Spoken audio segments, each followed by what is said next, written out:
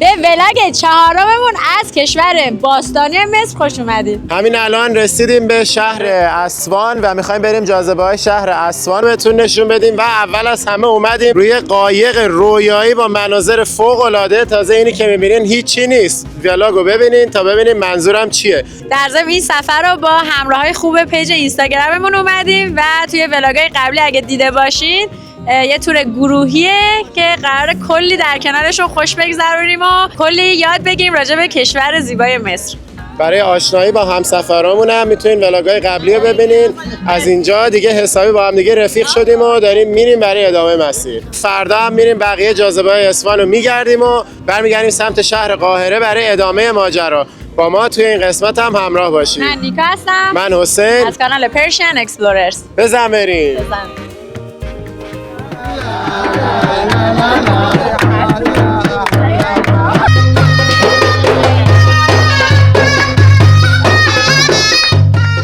این آقا الان میخواد بهمون نشون بده که این فضای شتر رو چجوری استفاده میکنن.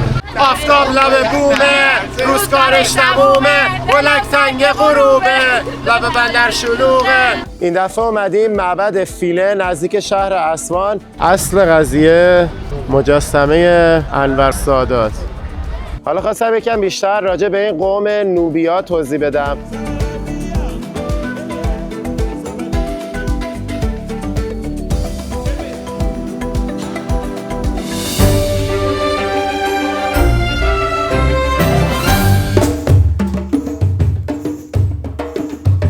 اولین برنامه‌مون تو شهر اسوان دیدار از یه روستاست که توی جزیره محلی به اسم نوبیان ویلج که داریم با قایق میریم بهش برسیم. پس از یه برنامه مفصل چند ساعته که رفتیم جنوبی ترین نقطه مصر، 3 ساعت رفت 3 ساعت برگشت و یکی از خفن ترین معبدایی که تا حالا دیدیم که توی ولاگ قبل نشون دادیم. حالا برگشتیم به شهر اصفهان و این دفعه اومدیم جاذبه‌های شهر اصفهان در جنوب مصر رو بهتون نشون بدیم.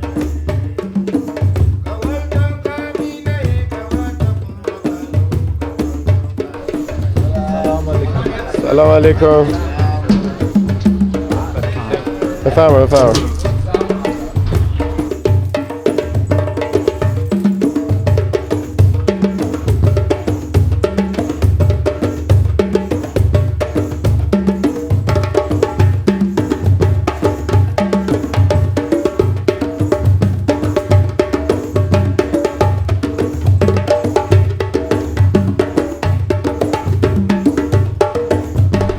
چه خوشگله قایقش. بچه‌ها عارف و احتمالاً از ویدیوهای قبلی بشناسین. اگه نمیشناسین ویدیوهای قبل رو ببینین که بیشتر بشناسینش. واقعا خوشحالم از اینکه ما تا الان با بچه‌ها محسن جان با نیکا واقعا تجربه خوبی داشتیم. با دوستای دیگه فوق‌العاده لذت بردیم. حالا هم از دیدنی‌ها هم از در کنار بودن با بچه‌ها. مخلصم.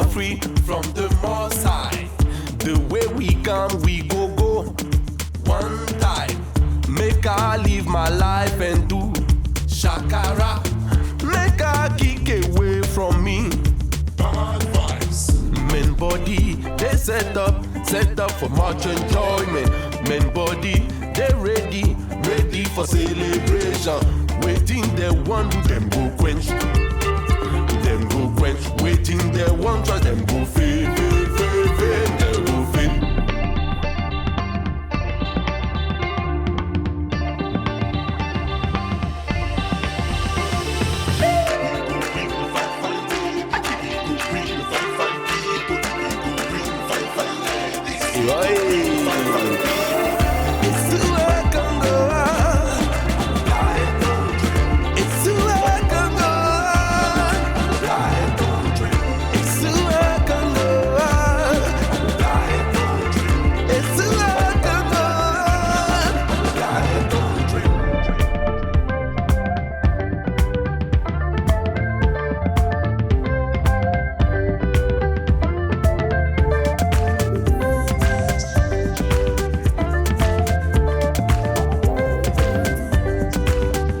این بالا هیچ سیفتی نداره، بیفتی تمامه.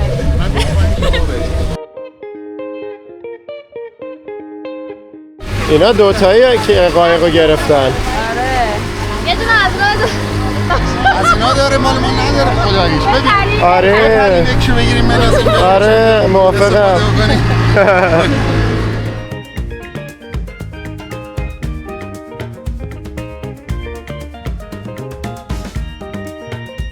آفتاب لب بومه، روزگارش تمومه، بلک تنگ غروبه، لب بندر شلوغه، خورشید روی بامه، نمیخواد که بخوابه، روی دختر بندر، پریشون توی باده. دور چقدر خوشگل لامصب. پلیس گرفته.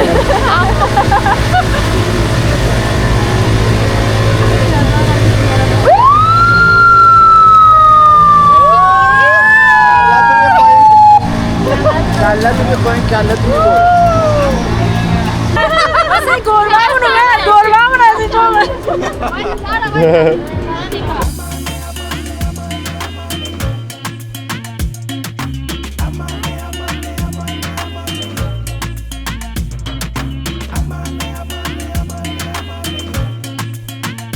از بخت و اقبال خوش ما قایقش آبجو هم میفروخت. چه جایی بهتر از اینجا برای آبجو زدن به سلامتی شما عزیزان. بزن به سلامتی. سلامتی و به سلامتی عزیزان. شما یه غیر خوشگل ویژه بده.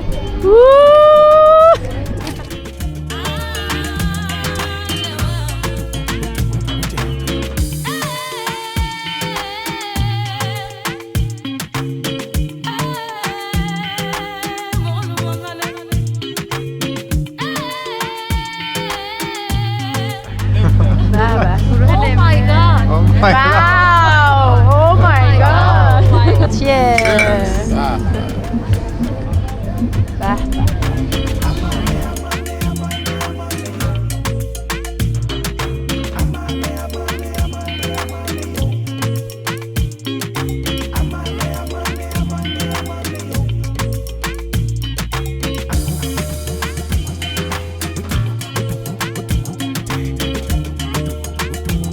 حالا اومدیم تو خونه یکی از این نوبیا که محلیای جنوب مصرن. اونجا چند تا کروکودیل رو زده به دیوار، بعد کلی هم کروکودیل گذاشته توی این آکواریوم‌ها. اینجا یک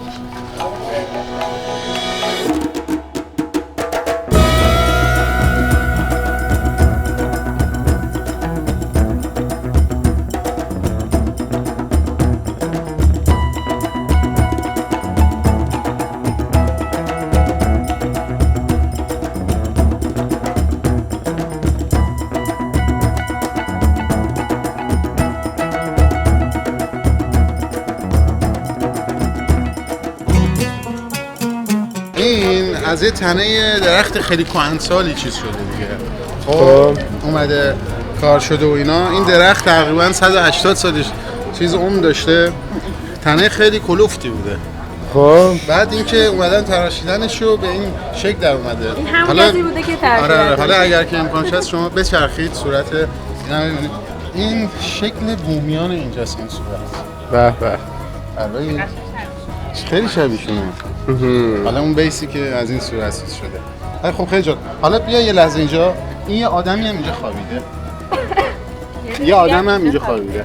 اینا دقیقاً دارن چی کار میکنن با هم؟ در مورد نمیدونم کشتی باستانی مصر بوده یا هر چی داشت درگیر بودن با هم. درگیر بودن. این نماد درگیریه. نماد درگیری در مصر. خیلی جالبه. بچه اون توضیحات درخت مبنای علمی و تاریخی نداشت، لطفاً جدی نگیرید. اینجا دارن حنا هم میزنن، دونه $4. ببینم چی زدی؟ اینجاشو که خراب کرد. آره آقا داشت مینوشت فارناز. ولی پاک میشه اون؟ نمیدونم. امید داشته باشیم، با امید زندگیم. Can I have this? این چشم خیلی خوشگله. چشم ببین این نماد پروتکشنه، این زندگی طولانیه. این سوسک شانسه.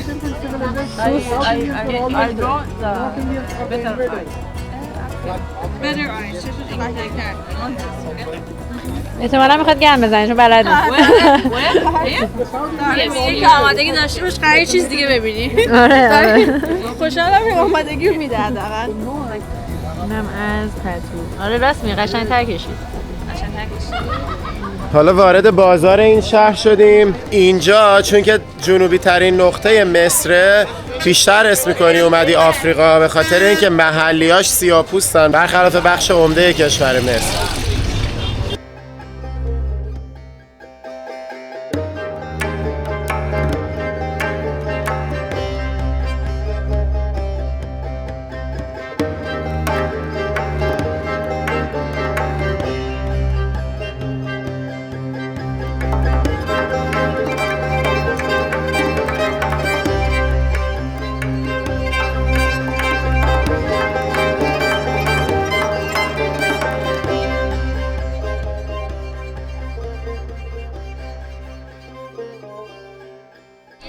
دستشویی شطوره که داره میفروشه به صورت خوش شده میگه برای چای خوبه.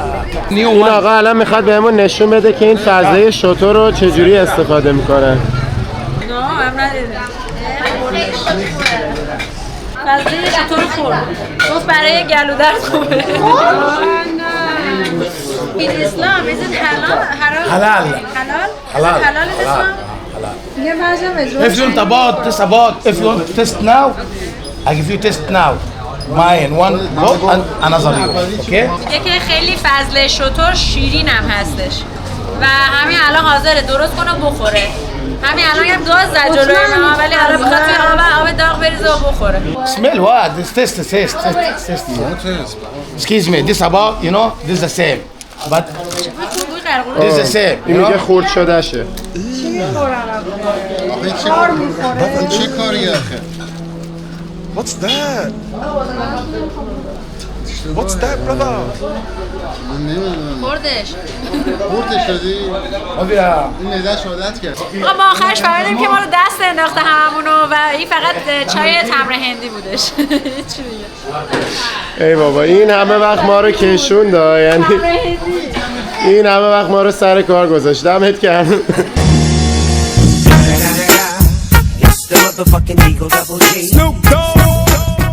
اینو ریخت توی آبجوش و قرار امتحانش کنه. But black different. I have the green one, but cheap. خیلی خوشمزه است. چای تمر هندی نخورد دیدی چقدر خوشمزه است؟ خیلی خوشمزه بود واقعا. اگه قیمت خوب بده واقعا حالا سوالی که برای من پیش اومد اگه واقعا هم فضله شطور بود و انقدر خوشمزه بود هنوز حاضر بودیم بخوریمش یا نه؟ شما توی کامنت برام بنویسید.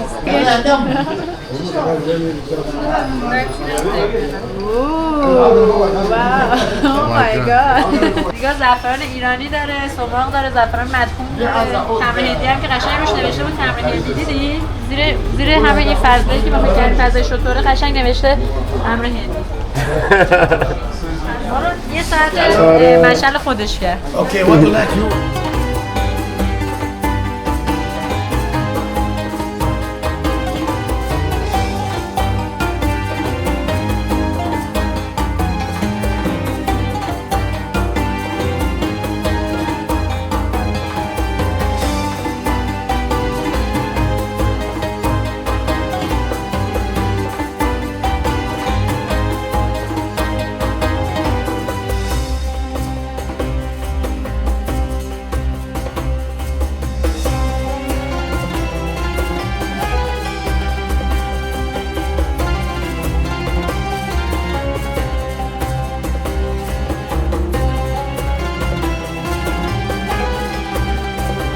Piacere familiare, dando un euro per چه وایب باحالی دارن اینا. un euro solo per loro. حالا خواستم یکم بیشتر راجع به این قوم نوبیا توضیح بدم. اول اینکه چجوریه که اینا که تو جنوب مصر زندگی میکنن رنگ پوستشون تیره تره به نسبت مصری‌ها و اصلا کلا این تفکیک رنگ بین سمت جنوب آفریقا و شمال آفریقا اصلا ایجاد شد. قضیه اینه که اون اوایل 300,000 سال پیش که انسان‌ها شروع کردن پخش شدن توی کره زمین اون موقع این صحرای بزرگ این آب و هوای خشن و گرم و خشک و غیر قابل سکونت امروزی رو نداشت. میگن که خیلی سبز بوده و بارون زیاد میومده و آدما میتونستن اونجا سکونت پیدا کنن و آروم آروم بیان بالاتر شمالتر تا برسن به این نواحی شمال آفریقا.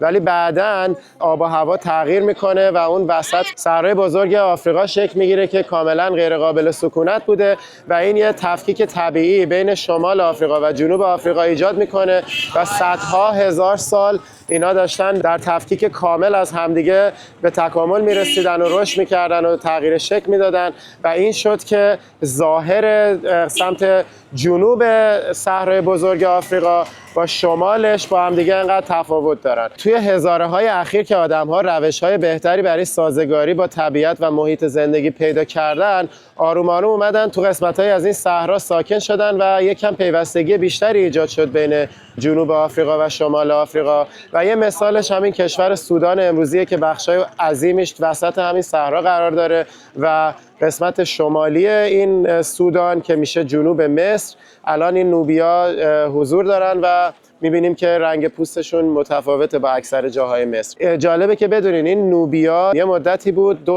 2600-700 سال پیش که یه امپراتوری بزرگ داشتن که حتی کنترل کل مصر هم یه مدتی به دست میگیره. بعدش که دیگه فرو میپاشه و دوباره مصری‌ها کنترل رو به دست میگیرن و بعدش که میدونیم هخامنشیان میان و تمام داستانایی که تو ولاگای قبلی راجع بهش صحبت کردیم. ولی خیلی جالبه که این نوبیا هنوز هستن، توی محله‌های کوچولو توی روستاهای کوچولو زندگی میکنن و یه تنوع رنگ و نژاد جالبی توی کشور مصر ایجاد کردن.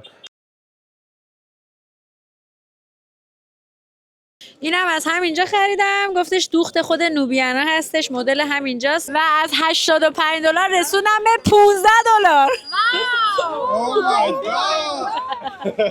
این نگاه کن پیشی پرید روش، یه بوسه از لبش هم گرفت. آره الان شاید هم بپر رو تو، داره تو رو نگاه میکنه. آخه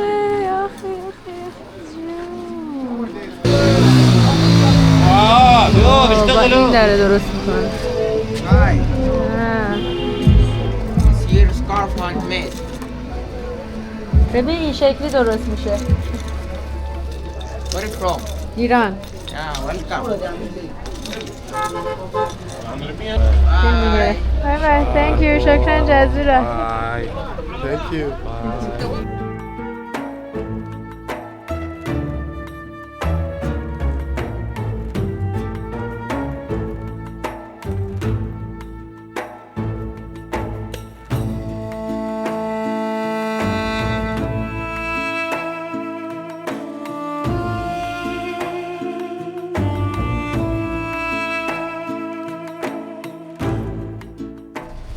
سلام، اسم من کیان هسته. آمدیم ایجیپت، خیلی خوش میگذره. خوش اومدین. خوش اومدین. خودش از خودش تعریف میکنه، میگه من کیانم، اومدیم مصر، خوش اومدیم.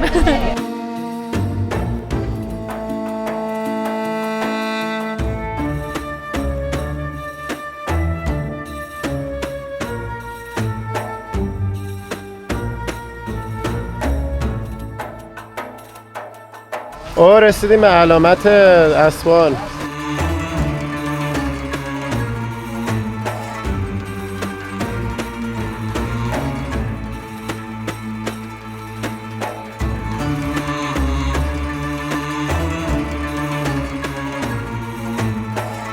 ما برگشتیم اتاق، ببینین چه کار کردن امروز.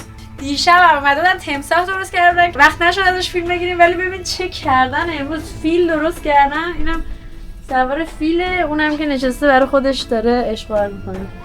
عینکت که جا مونده بود. بامزه، عینک منو برداشته گذاشته رو حاله. آخرین شبیه که توی این کشتی کروز اقامت داریم، ولی دیگه کل روز همین اسوان بودیم، شبم توی همین اسوان کشتیمون لنگر انداخته. صبح از اینجا دیگه میریم یکم دیگه میگردیم اطرافو و بعد میریم فرودگاه. آره امشبم قراره رقص محلی ببینیم.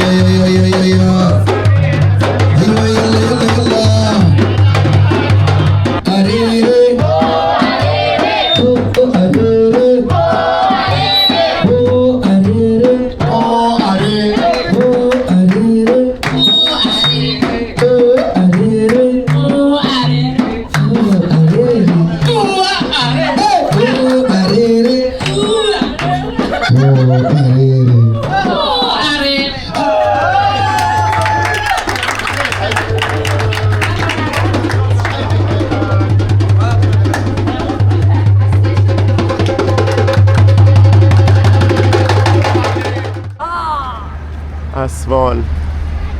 حالا با عارف و دکتر حمید اومدیم که یه قدمی توی شهر اسوان بزنیم.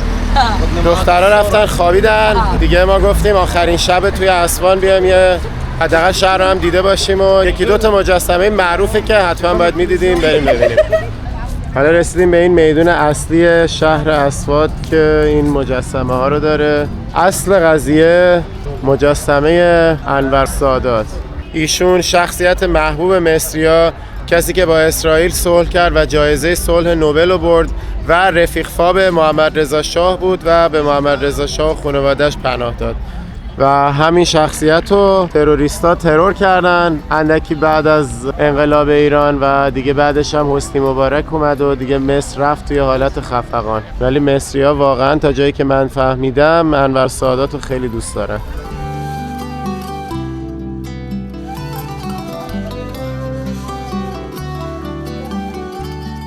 یکی هم جمال عبدالناصر که قبل از انور سادات اولین رهبر مصری بعد از انقلابشون و سقوط پادشاهی.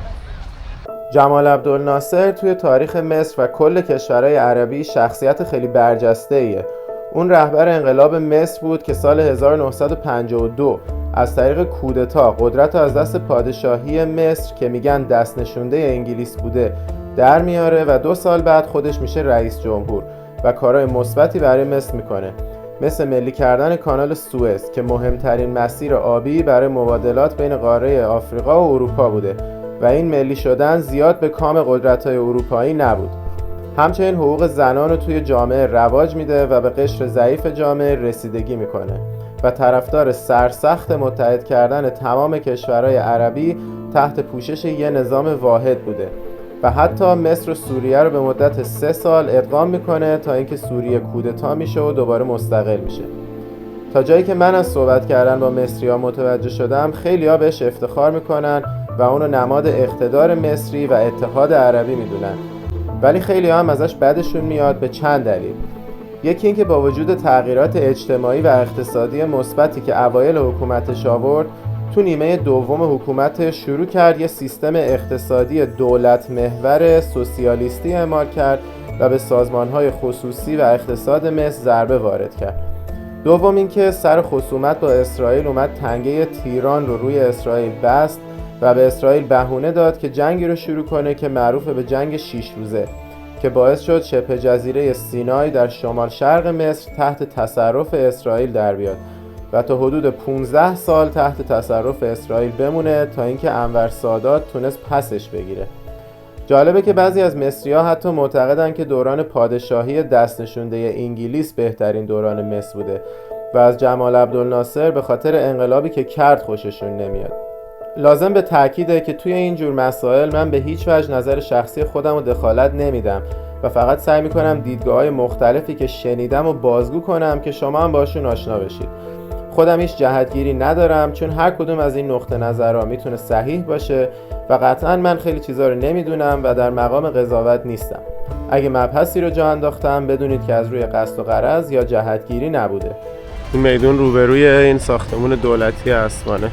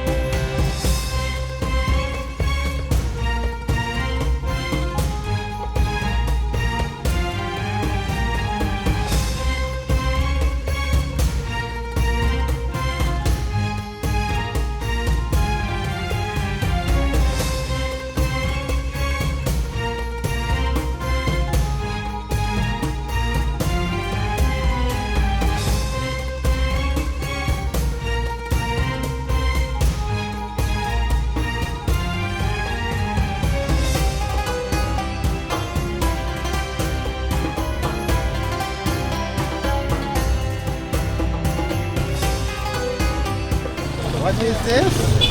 Honeyberry. You know honeyberry? برنک نیست؟ نه یه نوع توت عسلی میگه است.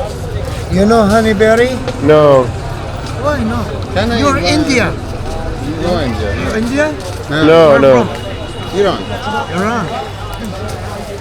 Does This- it taste? Yeah. This is good for heart, good for diabetic, good of your Viagra. I make it some my then not up again. You eat some my black. I Has take a out seed some. in it. Be careful. Yeah. Come off the my hand. You naturally give What is that one? this sugar cane. I sugar cane this good also. اینم شیرینی قندیه. قند خالیه. نه شکر. او چقدر قند داشتی؟ آره شکر قهوه. Thank you.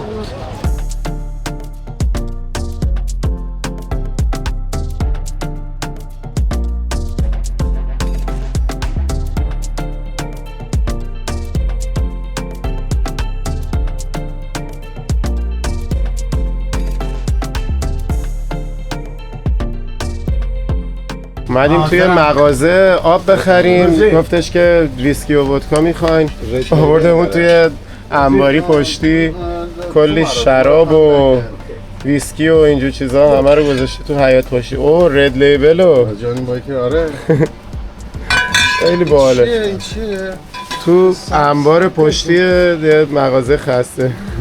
آقا شراب عمر خیامو ببین چه باحال.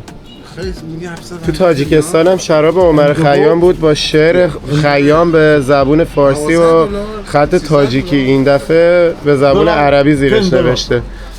اینم از مغازش. خوبه، تجربه بامزه بود. رفتیم این مشروب فروشیشو دیدیم، اون پشت قایم کرده بود. محض اینکه مزنه بدونین چنده، شراب عمر خیامش رو میداد $10، ویسکی رد لیبلش هم میداد $24. هی هم میگفتش که ببین تو قایق قیمتش 4 برابر اینجاستا، نرین از قایق بخرین، از اینجا بخرین. راست هم میگفت دیگه، تو قایق یه ویسکی $100 دیگه از رو ناچاری سر گردنه بهمون انداختن.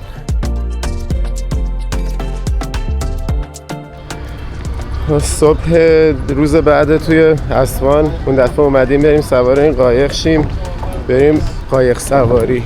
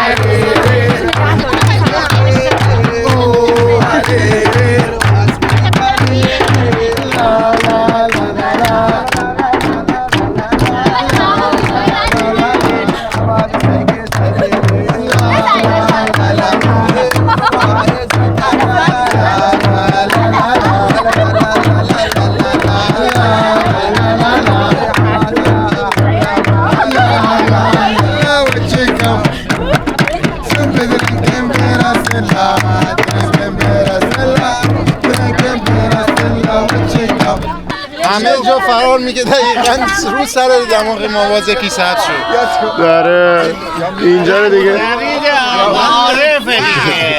اینجا رو دیگه انتظار نداشتیم بخوام بیان بهمون چیز بفروشن. بفرمایید. آقا بفرمایید. علامت قاچاق بزرگ میتیکوما.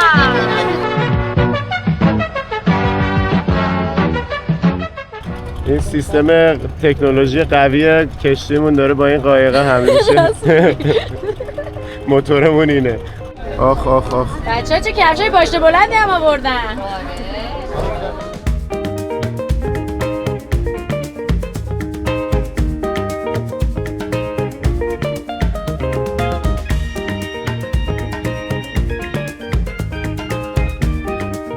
مقصد بعدی که اومدیم معبد فیله هست، نفری $11 ورودیش. این یکی رو قرار ما رو با قایق ببرن برسونن به معبد.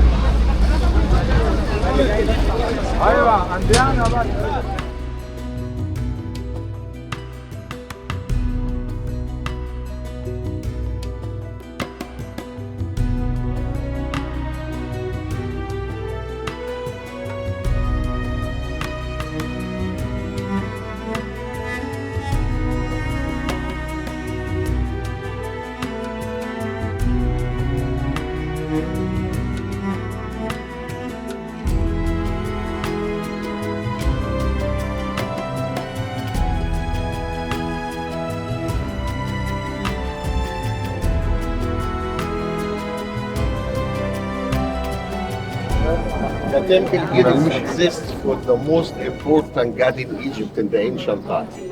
Isis, she was not just a god in Egypt, but she was the ancient international god. She was god in Egypt, she was god in Greek, she was god in many other places in the world. این دفعه اومدیم معبد فیله نزدیک شهر اسوان. فیله یعنی چی؟ یعنی یه محل دورافتاده یا سری و دلیل اسمگذاریش اینه که توی یه جزیره یه ذره دورافتاده تر از شهر ساخته شده.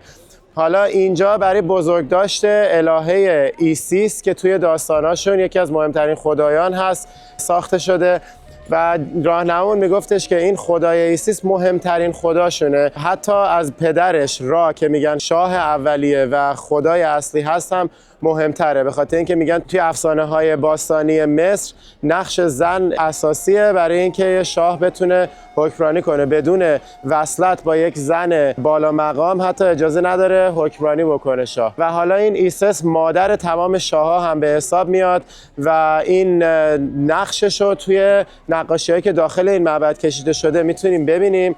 و یه نکته جالب اینه که این معبد 2600-700 سال پیش ساخته شده است. خیلی از معبدهای دیگه که تو این سفر دیدیم به نسبت جدیدتره. فرعون اون زمان خواسته بیاد این معبد رو بسازه که هم قدرت نمایی کنه برای تجارت و اینا توی موقعیت بهتری قرار بگیره، همین که این داستان باستانی ملکه ایسیس رو بتونه بیشتر بیاد اینجا بزرگداشت کنه. در ضمن داستان این ایسیس و اوزیریس داداشش و اون یکی داداش بزرگشون ست که می‌خواسته اوزیریس رو بکشه، تمام اینا رو توی ولاگ قبلی راجع بهش صحبت کردیم و راجع به این نقش الهه ایسیس که خواهر اون خدایانی بوده که با هم می‌جنگیدن و مادر هوروس اون خدای عقابیشون بوده توی اون داستانا کاملتر توضیح داده بودیم. اگر که اونو ندیدین پیشنهاد میکنم که بعد از این ولاگ اونو هم ببینین که بیشتر با داستانای باستانی مصری آشنا بشین. بعد این الهه ایسیس یا آیسیس مهم بوده که حتی از خود امون را که خدای اصلیشون بوده هم اهمیتش بالاتر بوده. الان نگاه کنین توی این عکس میتونیم ببینیم که امون را که خدای اصلیشونه که از این دوتا کلاهش تشخیص میدی که اونه، به ایسیس که رسیده توی این طرحش داره امون را انگار داره سرویس میده به ایسیس. یعنی در این حد خواسته نشون بده که اون ایسیس با اون که خودش دختر خدای اصلی است نقشش حتی از اونم مهمتره.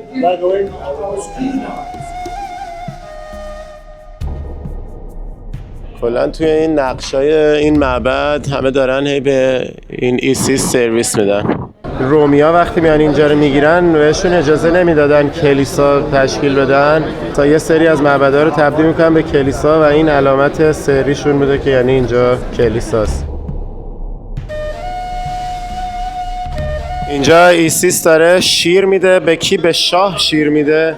به کدوم شاه شیر میده؟ هر شاهی رو این باید شیر میداده که مثلا فره شاهی، فره ایزدی رو بگیره. آها، همچین چیزی. یعنی مادر همه شاه‌ها اینه یه جوری. این بدنشه، اینم پاهاشه، اینجا داره شیر میده. کلش هم سوراخ کردن. این بالایی هم داره بچه شیر میده. این یکی بچه کوچولوه. اون یکی داشت مرد گنده شیر میداد، این بچه کوچولوه. این هم مثلا داره داستانی رو بازگو میکنه که گفتیم ایسیس اون داداش بزرگه برادرش رو یا همون شوهرش رو تیکه پاره کرده بود و بعد رفت قطعه‌اش رو جمع کرد. حالا اینجا تو این عکس مثلا این پیچیدتش توی این کفن و گرفتتش در آغوشش که بتونه دوباره بهش جون بده. این داستان جنگ بین خدایان سد و ایزیریس و اینا رو هم توی ولاگ قبلی راجع بهش صحبت کردیم. این اشاره داشت به همون. حالا یس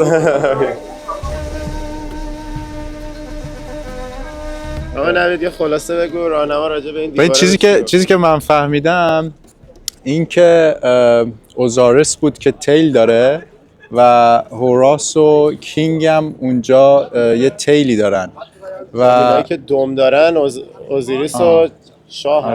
و اون یه نمادی بود از اینکه هوراس که داره بزرگ میشه و میخواد کم کم جای این دوتا رو بگیره، جایی که میخواد کم کم کردیت بگیره و بزرگ بشه، میاد این دوتا رو فالو میکنه دیگه.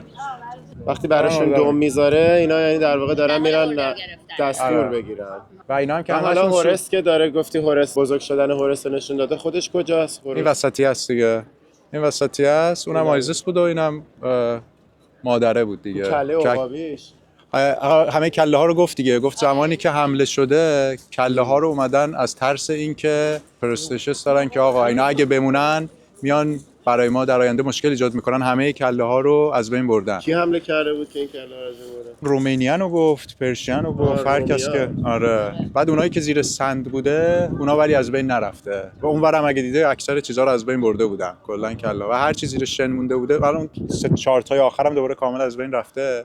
ولی این وسطای سریش که زیر سند بوده اینا سالم مونده. خواهش میکنم. امیدوارم که از خلاصه نوید جون درباره این دیوار لذت برده باشی. در خدمت هستم.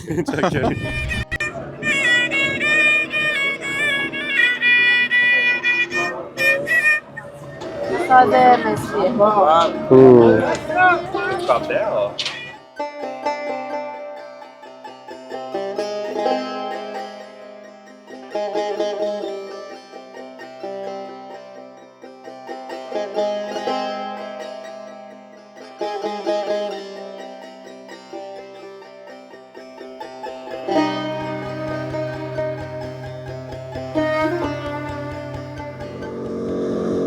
صحبت من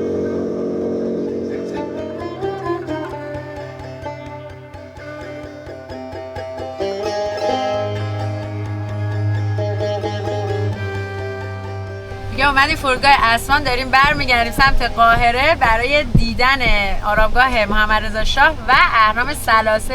این ولاگو به پایان میرسونیم. اگه هنوز سابسکرایب نکردی سابسکرایب کن که ولاگ بعدی رو از دست ندی و یه لایک بده که انرژی بگیریم. بچه‌ها شما تا الان خوشتون اومد از همه چی؟ عالی بود، همه چی عالی بود، واقعا فوق العاده. هیچ مشکلی پیش نیومد. آره ما هم دیگه دختر پسرانش کردیم. آره پروانه اومد نشست سر جای من، گفت تو برو عقب پیش نوید. یه چیز دیگه هم گفت. یه چیز دیگه هم گفت که قابل گفتن نیست. آره خلاصه ولی چقدر این دم آخر هم اینجوری هی فشرده با استرس و اینا اومدیم یه به کریانا اون یه تیکه گیر دادن، بعد می‌خواستیم بریم لانجمون رو استفاده کنیم. لانج گذاشته بودن قبل سکیوریتی چک. آره اونایی که سفر رو دنبال می‌کنن میدونن ما تو هر فرودگاهی که میریم، اکثر فرودگاه دنیا میریم از این کارت عضویتمون استفاده می‌کنیم میریم لانج. اینجا دیگه نشد تجربهش کنیم چون که گذاشته بودنش قبل از رد شدن از سکیوریتی. دیگه این شد که دیگه اونم از دست دادیم. حالا دیگه میریم به سمت قاهره، پیش به سوی قاهره. جی جی جی جی.